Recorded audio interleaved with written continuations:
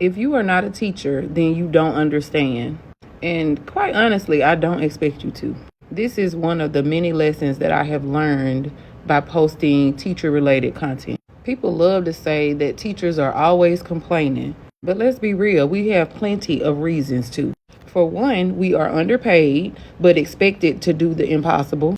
Number two, many of us work way beyond our contract hours for free. We are drowning in paperwork that has nothing to do with teaching. We have to manage kids' emotions, their behaviors, their trauma, on top of their academics. We are constantly adapting to new policies, and get this, by people who've never been in a classroom. So to me, I don't think it's complaining. I think it's advocating for change. Things need to improve, or we're going to keep talking about it. Because if we don't do it, then who is?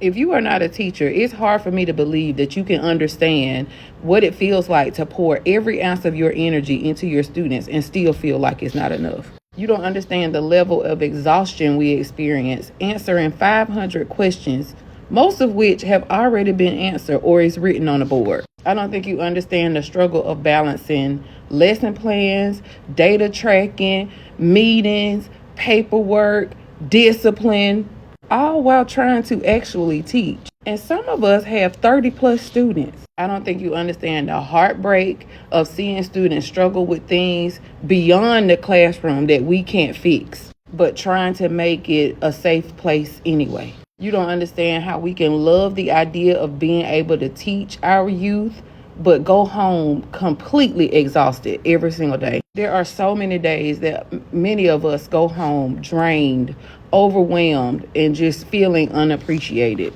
And you can't possibly understand the mental load of teaching, how it doesn't stop when the bell rings, how we take our kids' struggles home and trying to figure out what we can do to help them. But if you are a teacher, you get it.